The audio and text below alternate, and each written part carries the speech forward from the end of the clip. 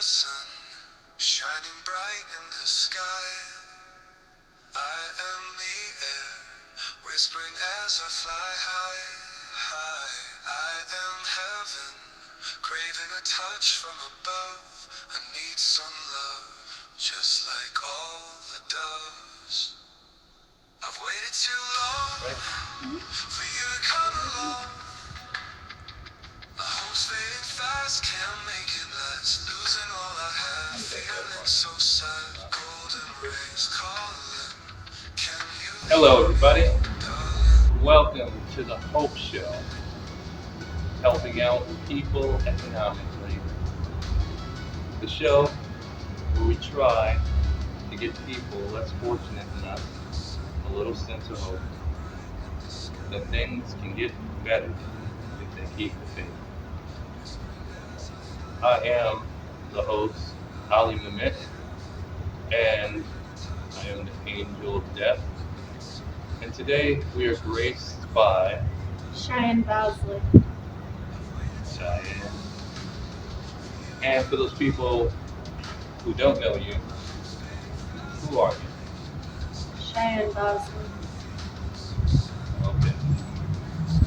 So we thank you, Tilly, for talking with us. I want to hear your story and experiences, and I won't ask you anything that you don't feel comfortable with answering. If you do feel uncomfortable with answering, you say pass. We'll move on to the next question. We have four-part questions, and we're going to start off right now with your personal story and background of yourself. Okay? You want to hold the heart? It's a squishy thing for anxiety. All right. Can you tell us a little bit about yourself and your background? I was born in Muskegon. I lived with my mom for most of my life until I was put in the foster care system. At the age of 18, I decided to walk out of foster care, and ever since then, life has been a struggle. I've been in and off the streets.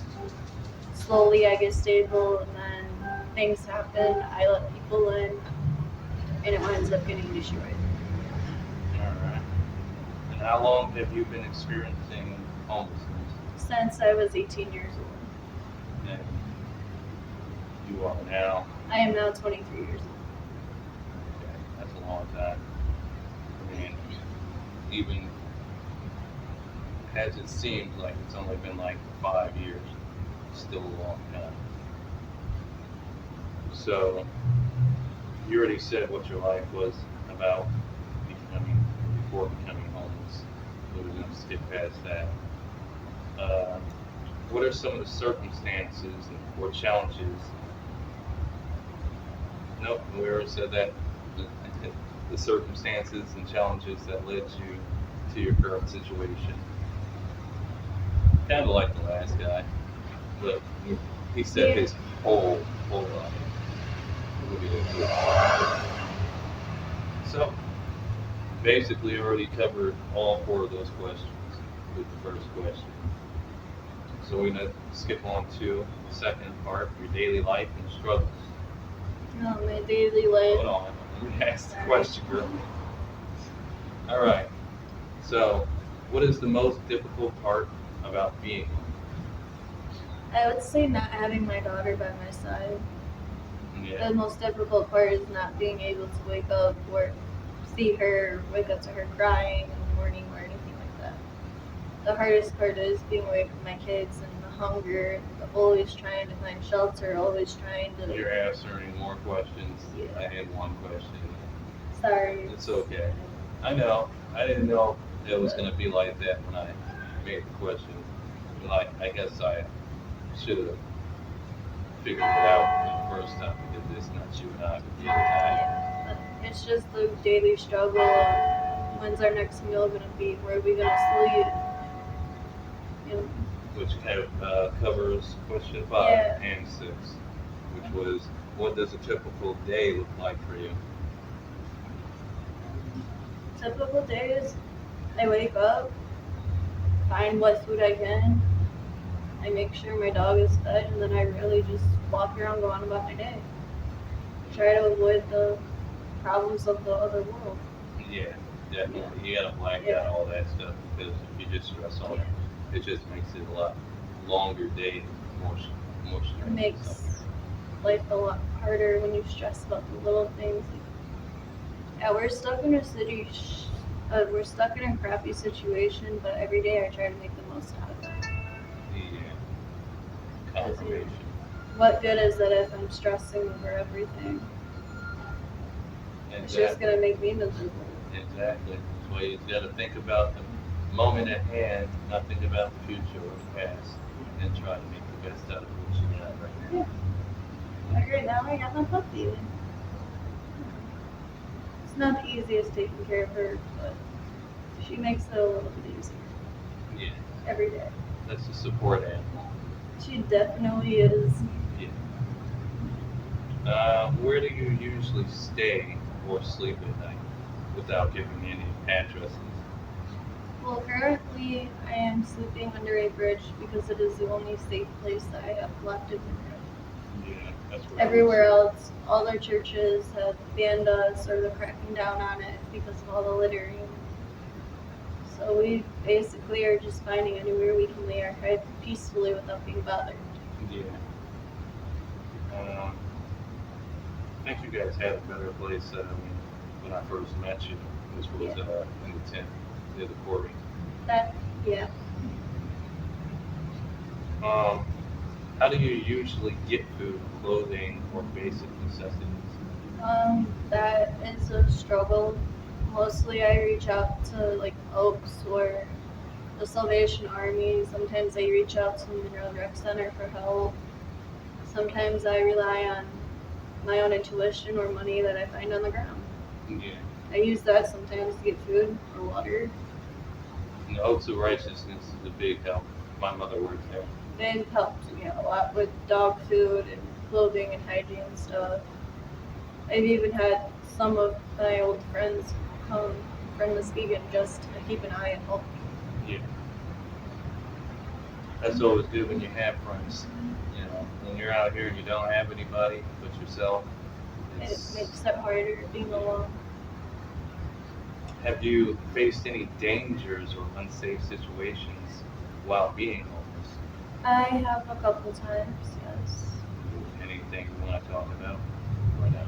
Mostly it's just people who aren't homeless that try to attack the homeless people because they know we don't have much, but to me it's just greed. Yeah. But there's been a couple times where I've been harassed by other people for being homeless or because I smell funny. Right. But it's like at the end of the day, I'm homeless on the streets. What do you expect? We're not gonna smell like sunshine and rainbows. We only have certain hours in certain places where we can shower. It's not like we can just, you know. I know. So it's more like that. It's like maybe if they walked a mile in our shoes, they'd understand. Hey, this isn't fun. This isn't a joke. Yeah. I've It's definitely walked a mile in your own shoes. like I don't like being stinky. I'd rather have an apartment, a roof over my head, where it smell good and be happy with my family. You know. Okay. Without the other harassment going on or police not bothering us and stuff. Yeah. It's getting a lot harder. I mean, it's about to be winter, so Yeah. that's a big toll. Because police crack out a lot. And they've been cracking down a lot on us.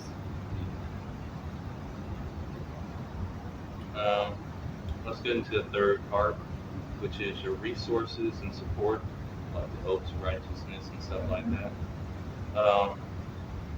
Have you received help from shelters, organizations, or community programs? Um, I'm receiving help from MCOP, CMH. I have DHHS helping me. I have basically all the nonprofit organizations I've been using. Those are good Some of programs. them are profit, but some of them are nonprofit because I know they're going to be more willing to help someone that has nothing than someone who has everything. Yeah. That's why I'm really careful about where I go. When I'm really struggling, I go to Oaks for food and stuff. But other than that, I rely on my own intuition. Yeah. Of, hey, there's money on the ground. If nobody's around and nobody's claiming it, then yeah, I'm gonna use it for food. If you find money on the ground and you're homeless, you gotta put that there for you. Like I'm gonna ask. Is that anybody's around me? And if nobody says no, then I'm taking it for me. Yeah, but if you ask a bunch of homeless people, somebody's probably say, I lost some money. I had that happen a couple times, but at the end of the day, it felt good giving to someone who was generally in need. Yeah. Even though I had nothing that day, it still made me feel better knowing I put food in someone else's belly. Yeah. Even though I had nothing. That makes me feel good too. But yeah. My mother was calling. If she calls back, I'll have to answer that. I told her, click that mute button.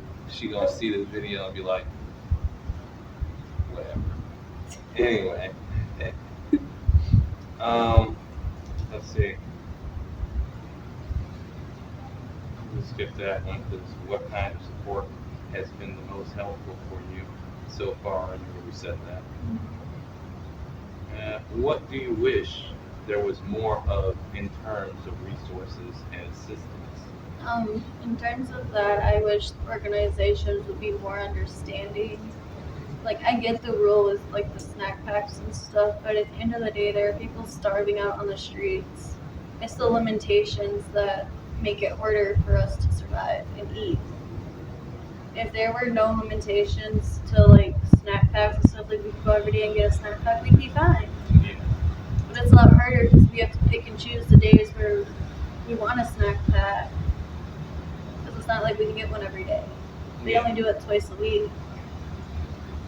And like we get food boxes, but we have nowhere to really cook our food. Right. So that's no use to us. It just goes bad and rots. Yeah. When I freaking start helping out the way that I want to help out, there'll be free room and board. As long as you do what you got to do to make you the best you that you could possibly be. And honestly, it's like my dad always told me, the streets aren't for you, hon. The streets are against you. That's And that's what it's generally starting to feel like. It feels like the streets are generally starting to come against us. Yeah. Like we're trying, but we just don't have enough resources or help. Yes, we have help, but we don't have all the help we need. You can watch, but you can't talk.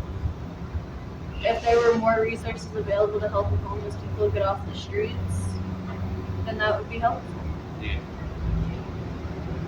I'm telling you, man, beautiful. He's keeping an eye on me. I know. Look, watch, but you can't talk.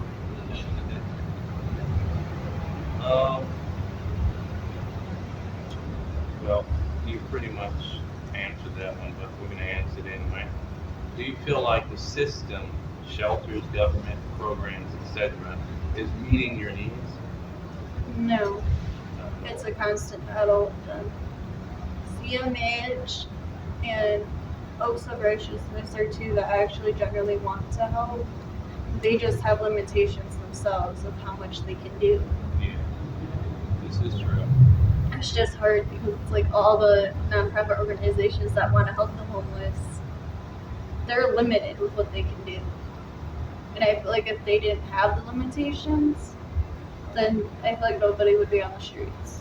Definitely. Especially if DHS and MCOP helped out a lot more with homelessness, we wouldn't be on the streets. Yeah. People would be in their homes and happy and joyful.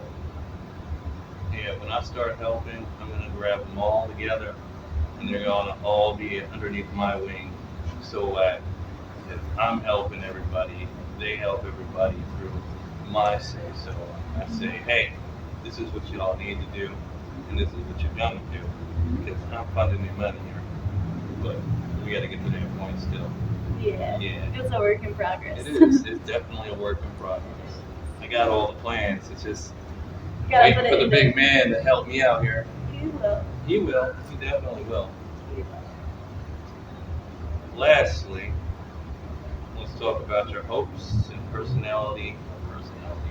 hopes and personal insights. My hopes are to get off the streets and be stable enough to be able to take care of my 4-month-old daughter. My hopes are to get her back and be in a stable environment where I don't have to worry about nobody trying to hurt my daughter or my dog or me. Yeah, that's the best. My goal in life? I ain't even asked that yet, but you're getting way ahead of me. Sorry. Yeah. So, what are some of your goals and hopes for the future? My goal is to get off the streets and in a stable house where I don't have to worry about food or shelter or harassment from police or anyone else. Hell yeah. Get your daughter back. And get my baby back. Because it's hard without her. So, what do you think would make the biggest difference in helping you get back hungry? I guess the biggest difference would be helping with housing. That's like the main struggle we have is housing. It really is. We've gone to MCOP, we've gone to DHS. I've asked people to help. And I'm not really someone that's going to ask for help. So people know if I'm generally asking for help and I'm reaching out, it's because I really desperately need the help. Yeah. That's the I only reason can't I would keep help people. I can't keep going the way I am. It's exhausting. It's like carrying a giant burden on you knowing that there's not much you can do. Yeah. I'm like God when it comes to that. I help those who want to help themselves. And I'm one of the few who generally don't want to be in the streets. Yeah.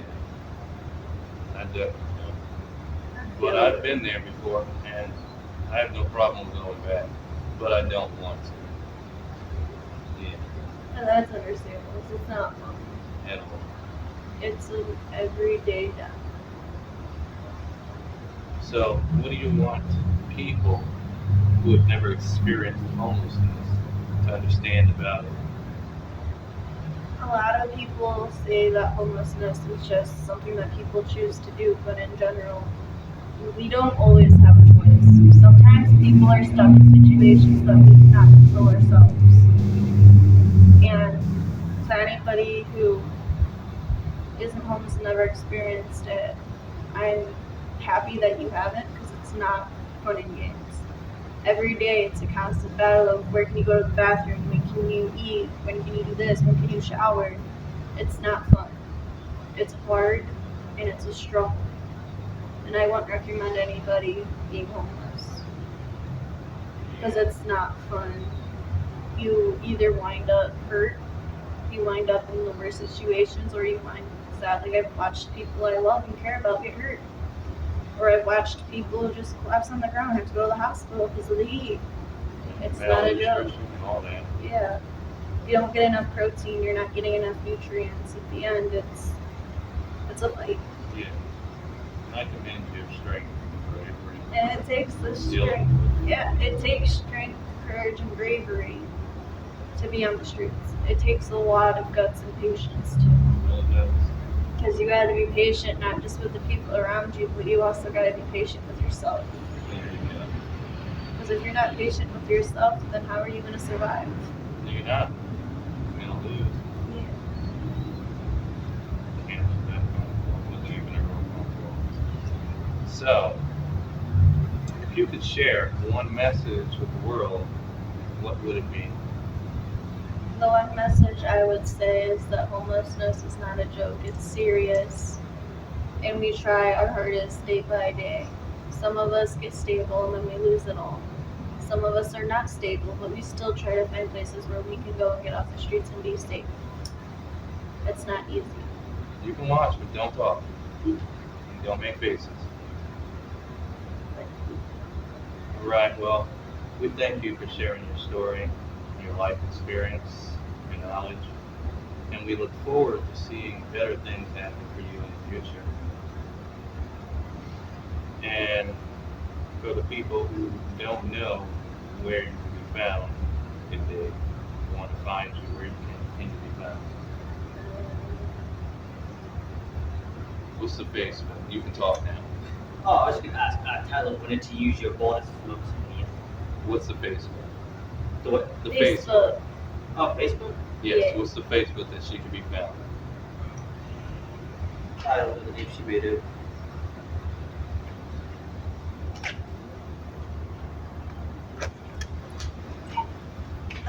There it is. Wow. I don't even know.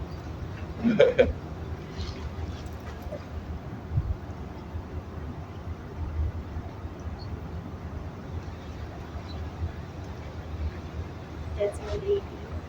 All right, so if you would like to donate to her or her baby and her dog, you know, possibly her man, you can find her on that Facebook page.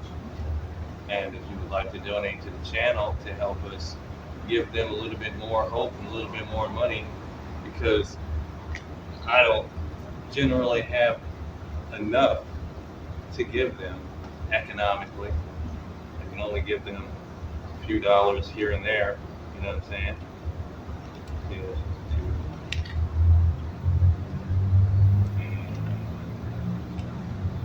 another two. I got $4. She's helping out people economically.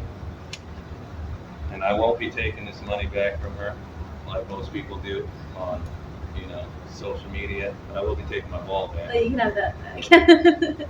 Make sure you heart this, Yeah. like, subscribe, and hit that ringer bell in case you don't want to see the next update. Don't hit the ringer bell, but I would love it if you'd like to subscribe. And look forward to seeing you in the future. This is Ali MuMiT and Cheyenne Bosley. Your hand. Oh, sorry. It's okay. Zoned out. It's all right. Saying, see you in the future. Thank you.